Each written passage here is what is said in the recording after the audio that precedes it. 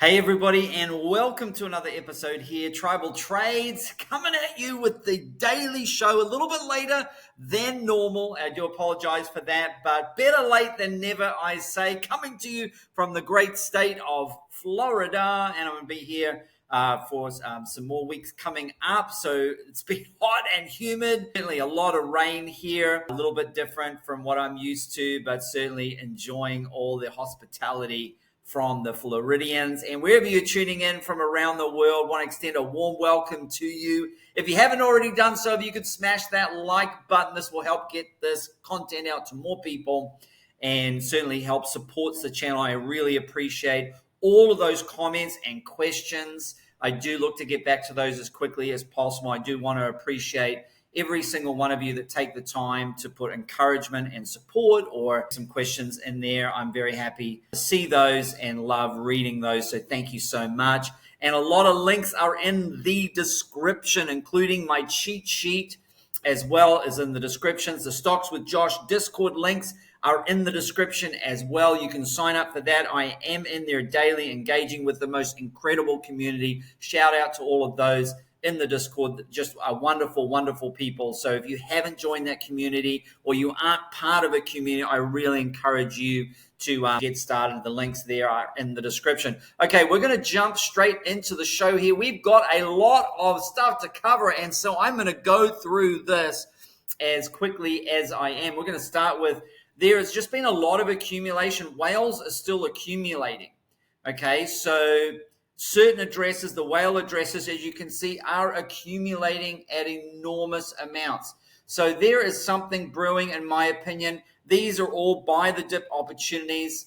There are certainly some bearish cases, which I will give a very balanced overview. And then my thoughts, I'm going to be charting at the end Bitcoin and also a new crypto that I haven't covered yet on this show. I don't believe I've covered it. It's going to be coming up right at the end. So stay tuned, because this could be a huge home run for you if you don't have this coin already. Okay, MicroStrategy and Tether, they just keep accumulating 113 Bitcoin per day. Smart money continues to accumulate the Bitcoin, okay? There's also a bullish divergence forming on the 4-hour chart.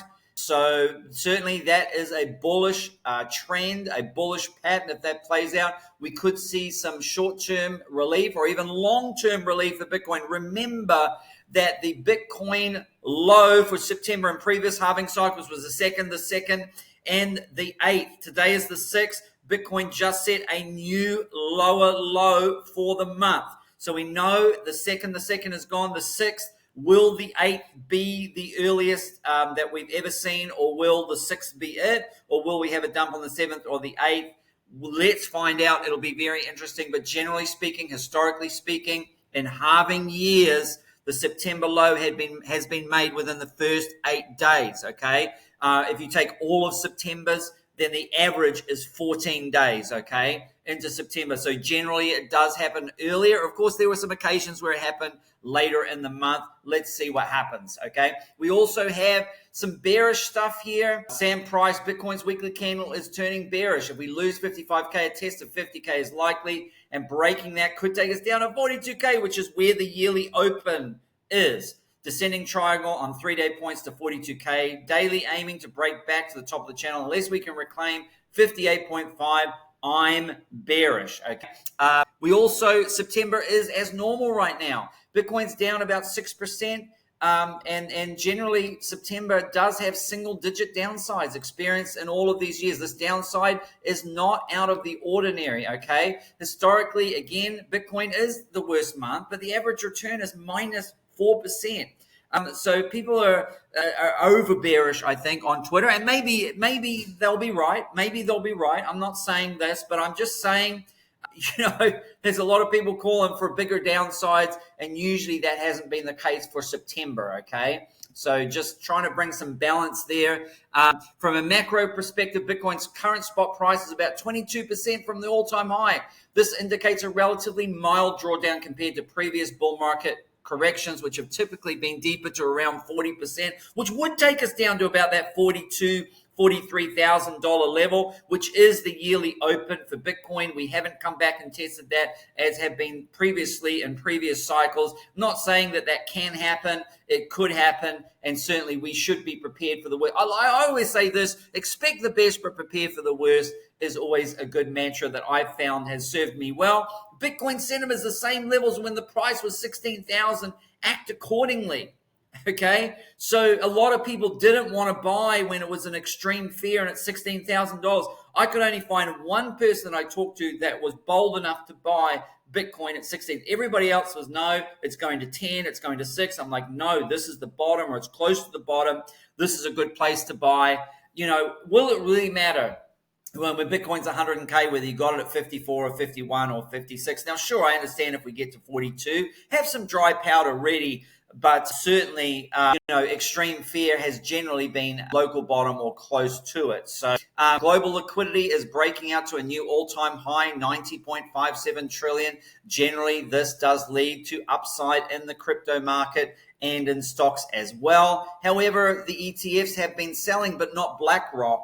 And to me, I feel like BlackRock's telling their buyers, hey, hold, October's coming, don't panic sell or whatever. But we're seeing outflows from the others. Fidelity in particular had the largest outflow, Bitwise, Grayscale, all been outflows. So certainly there is some selling on the ETFs, and there has been quite a few days in a row. There is a bit of a streak.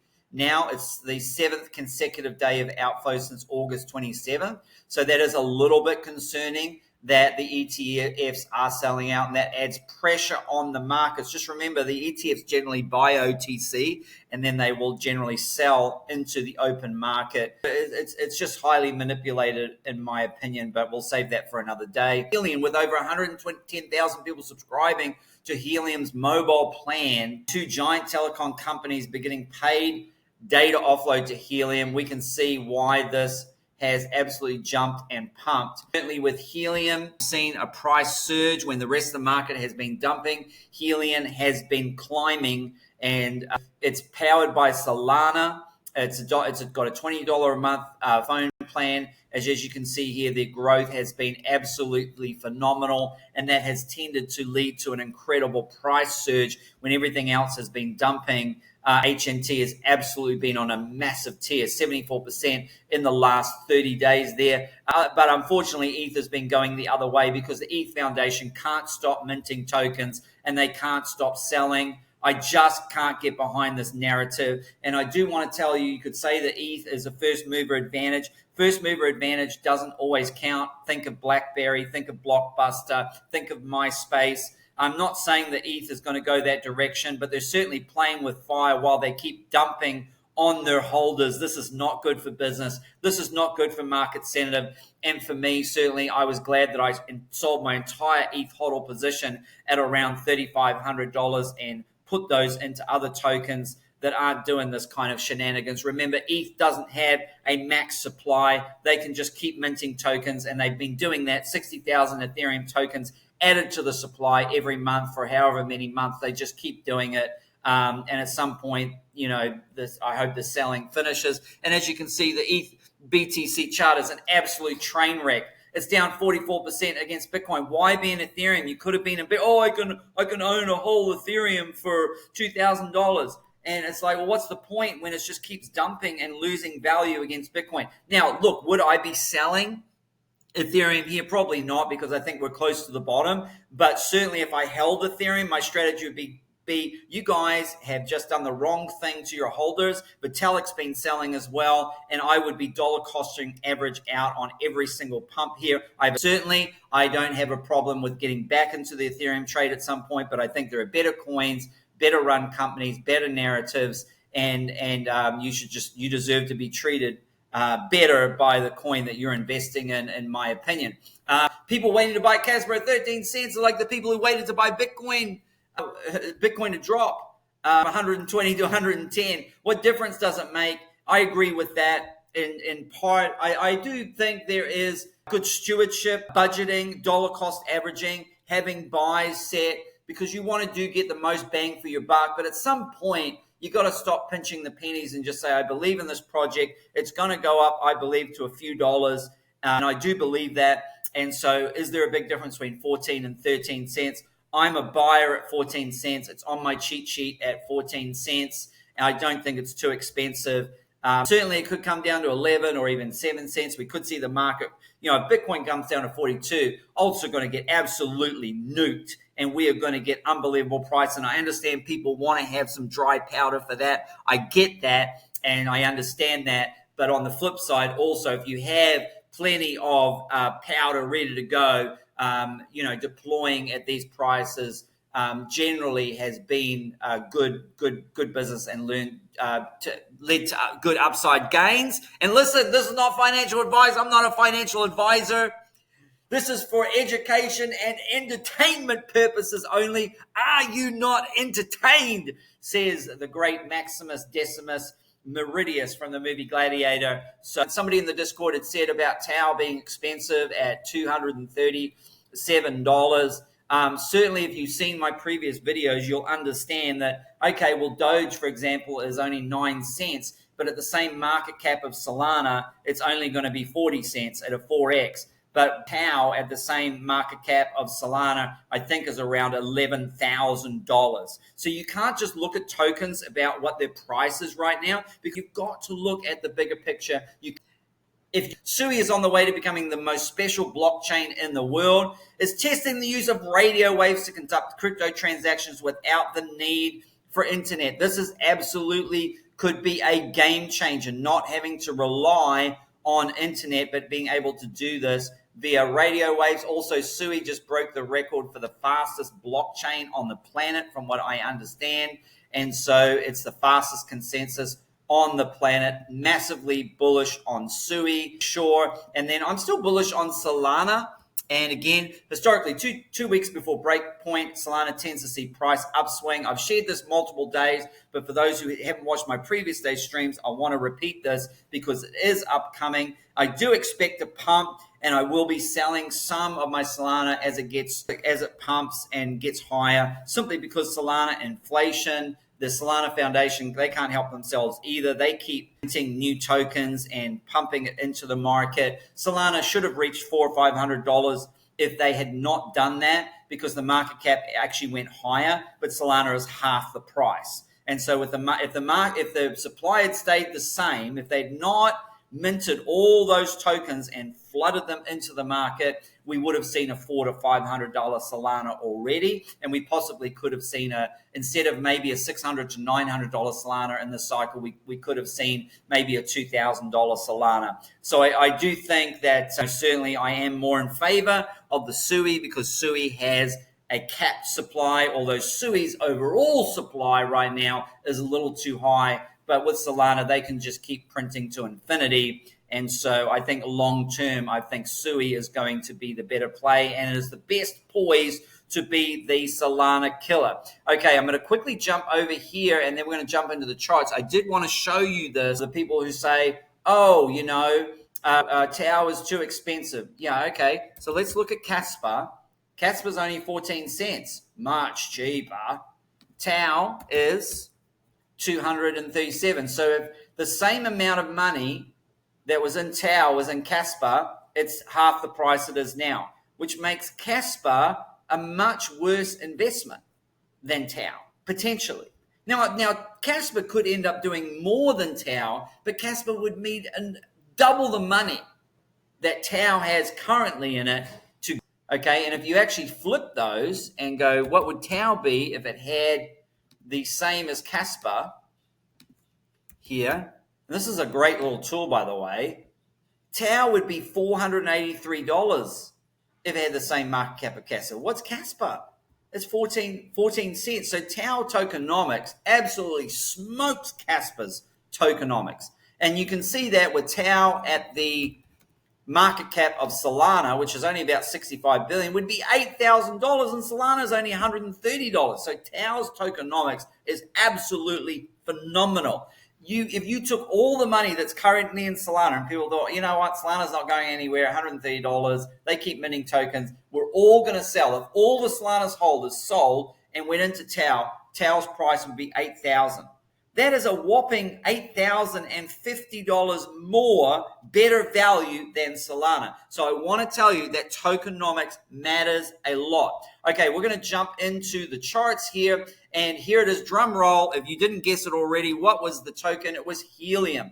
Okay, and I have some entries here. Now, listen, we are far away from the $5.30, $5.40, where the 200 EMA is on the daily. So that would be a value zone right there. We also have the 50-day moving average at about $6.10. That's another great value zone. But look, if you don't have any Helium, I'm not into buying pumps, but sometimes the dip, you don't get the dips. This could just keep going. I bought Helium at $4. And the last cycle, I rode it up to about $60. I got back in on Helium around $3 on this bull run. And certainly there were opportunities here. It was in my others column. I am going to add it to my cheat sheet. I do feel it's cheat sheet worthy. I may even replace ETH. I just have a hard time replacing ETH because of the ETF. It has that institutional leg up over a lot of the other altcoins, is that it's not a security and it's an ETF. So the SEC comes after the altcoin market. You could see a lot of money more money pour into Bitcoin and Ethereum from the other altcoins, right? And so you can see some levels here, $7. If you want aggressive entries around the $7.60, 65 area, and $7 and around $7.15, $6.75, $6.20, $5.75, and down here to about $5.40. So those are the levels that are to the downside. If you were putting dollar cost average positions, there is where I would load up all my positions there. Of course, this is an aggressive entry here, okay? And so this is risky, but certainly if you don't have any, maybe put a fifth or a sixth, 10th of your budget right here, just in case Helium just keeps going. There is resistance coming up here. So if you're in the Helium trade, taking some profits off the table at around this $10 if you're in a swing trade. But of course, you know, I do think that this can get up to its all-time high and maybe even beyond that. You can see with Helium, certainly this will be a big area of resistance around $11. I do think we'll eventually get up to $11 and maybe we then pull back to $8 and people go, oh, I ended up it went up to 11 and then I pulled and then I got it on the pullback to 8, which is where it's at right now already. And that's why sometimes the aggressive entry can work out. But certainly, as you can see here, I do think Helium can do very, very well there. And the all-time high was all the way back, actually, I think it was around $60 odd or whatever there. But I will be updating price targets for the cheat sheet. I'm going to add this to my swing trade as well as because I do like the tokenomics of Helium. If you look at Helium here, HNT against the price of Solana, you will see that it would be 354. So it's better tokenomics than Solana. And I do believe that it has capped supply as well there. So that was good. All right, let's just close here with Bitcoin. We have the Bitcoin chart here just very quickly. Again, I'm just looking for this 51 to 54 zone for support. Again, that's my most likely scenario for a Bitcoin low. The Bitcoin low could have already been in. We almost touched 54. I mean, we were, and maybe while I've been on stream, have we touched the 54 there? I'm not sure. I'll have to check that out in a little bit. We might have come down to, yeah, we have. We've gone to the 54. So we're down into the 54. And so 51 to 54 is where I'm looking for. This area here is what I feel is the most likely Bitcoin low. We could wick down into the 40s again, sure. But I'm saying a close in that area. And we may not even close down there. I've got that beautiful trend line here that has been support since October 2023. So if we do come down lower, obviously into the 40s, there could be a lot of liquidity in the 40s. But look, at the moment, I'll certainly update. I do feel that 51 to 54, there are a lot of bids. There are a lot of buy orders set there. You can see there's a Lux Algo order block there, and it's a fairly substantial one. So I think there is going to be support here. I think it's less likely that we break down into and go down and test these lower 40s area. Certainly we have a wick there over about 48. You can see that here. And certainly I would think that would be around, and this is where we wicked down to, and we found that support here. So I would think that was the bottom. I don't think we go lower than that. And if we do, I think it's going to be a wick. Certainly this is the area here. And then obviously the upside, we've got to get above that 65K. We really do. I mean, obviously, first of all, above the 200 EMA 59, the 50-day moving average is 61, but 65 is going to be the one that we really need to push above and beyond. And just remember, 4 years ago at the same time, Bitcoin basically traded and chopped around the 200 EMA and didn't break back above it until around October. And so we're not doing anything that we haven't normally done in the past. All right, I'm going to wrap it up there. And until the next episode, happy trading.